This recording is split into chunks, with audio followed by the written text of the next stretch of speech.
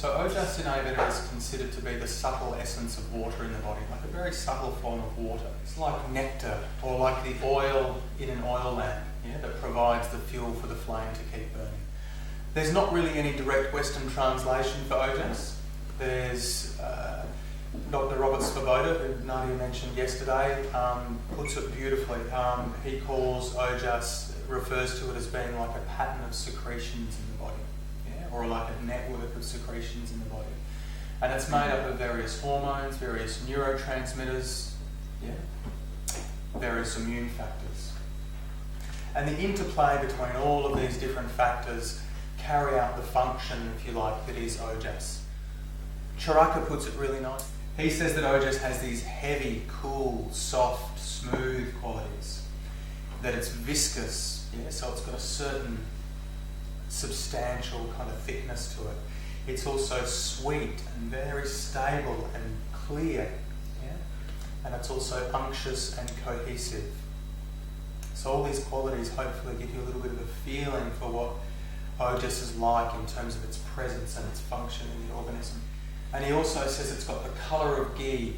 So when we cook that ghee, and there was a nice clear oil, just after it had been cooked, so it's beautifully transparent, but it has this bright yellow golden colour. That's the colour of Ojas. It has the taste of honey, and it has the smell of dry roasted grains. So dry roasted, they call it lajja, which is like a dry roasted rice. So this beautiful kind of whole grainy, biscuity sort of smell. How good is that? There's no way this stuff can't be awesome. And although it's pervasive, it has this, because it's got this beautiful supple quality, it's pervasive through the whole organism, through the whole body mind. Ojas is present.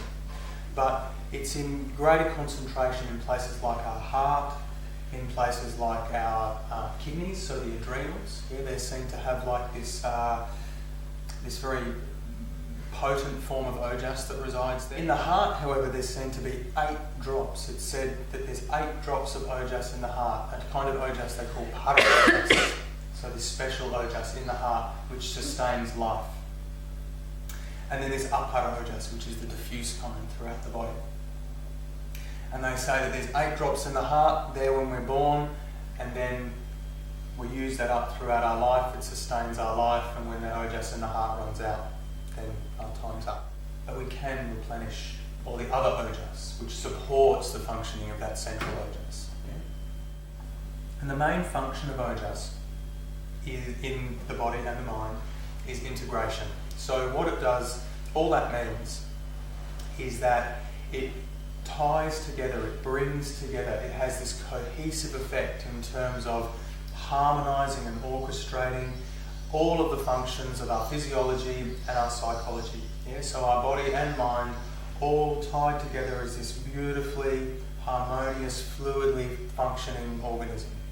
So from a physical level, it's basically providing our tissues, our physical tissues, with strength and integrity. It's giving them resistance, the ability to be able to resist any kind of little imbalance in our pathology that might happen as a result of, we have a week of eating bad food, we have accompanied with a seasonal change, so there's naturally some imbalance is going to come up in the body.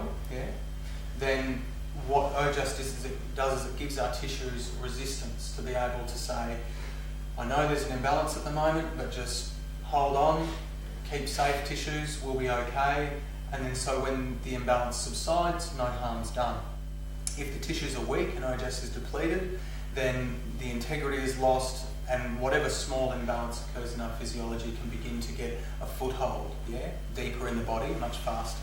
It also maintains the balance of our hormones and all of our serotonin levels, our neurotransmitters, all of that kind of balance and proper functioning is upheld by Ojas. So it's very important for the functioning of our pituitary, for example, for our thyroid gland. All those little endocrine centres in the body, plentiful Ojas is essential for their functioning. And also for the strength of our immune system. So this means the production of white blood cells, in our bone marrow, the production of all of the T cells, antibodies against certain antigens that enter the body. All of this is done by Ojas. So tissue strength, immune strength, hormonal balance, endocrine balance in general. And what this does is it gives us energy. Yeah? Effectively, as I said, Ojas is like this container. It sort of holds everything together and gives us physical energy and stamina. So it gives us a capacity for work as well. Yeah? And remember, Ojas is dependent upon all of these tissues being properly formed. This whole chain of metabolism working properly, and then Ojas is the end result of that. Yeah, the sort of sublimated substance at the end that again feeds back in and supports all these tissues. What they say is Ojas gives us bala. Yeah, B-A-L-A. Bala is a word that literally just means strength. Yeah, but strength in the biggest possible way. So strength in our physical body, capacity for work, resistance to physiological stresses. Yeah.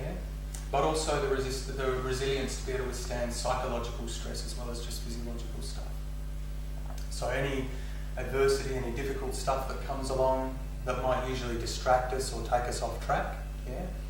When we have plentiful Ojas, we're able to stay firm and steady and relaxed in the face of these things. And as I said earlier, basically all kinds of conditions that are chronic, that have chronicity, so any conditions where there's chronic degeneration, these involve a lack of Ojas. And it starts, as I said, with things like recurring colds, becomes maybe things like glandular fever, then perhaps chronic fatigue. Yeah, this is how it progresses. It starts with little things, and as that Ojas depletion continues, for example, often when we end up with something like glandular fever is often seen as the precursor to something like chronic fatigue, or a kind of a trigger that sets it off. Yeah? Whether it's glandular fever, whether it's something like the Rickettsia virus, these sorts of things are seen to be a trigger. But in reality, we don't get those viruses. Yeah? They don't get a chance to settle in. Often people say, I went to the doctor, he gave me blood tests, I found out I had glandular fever once upon a time in my life and I never even noticed. Yeah? This is because their Ojas is nice and steady and strong. When our Ojas is weak and we come down with glandular fever, definitely we're going to be laid out potentially for months in some cases. And then once that gets a hold, definitely of course, there's this perpetuation, our Ojas becomes weaker, because often when we feel like that we just try and push through. That further weakens our Ojas. And so then chronic fatigue, these sorts of things set in.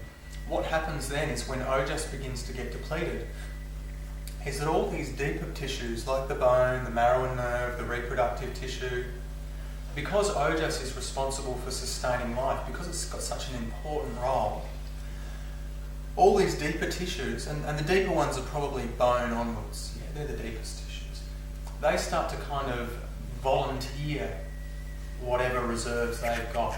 They start to give of themselves to try and keep the Ojas going, to try and keep the Ojas nourished and keep it afloat. And what that means is that they start to become depleted.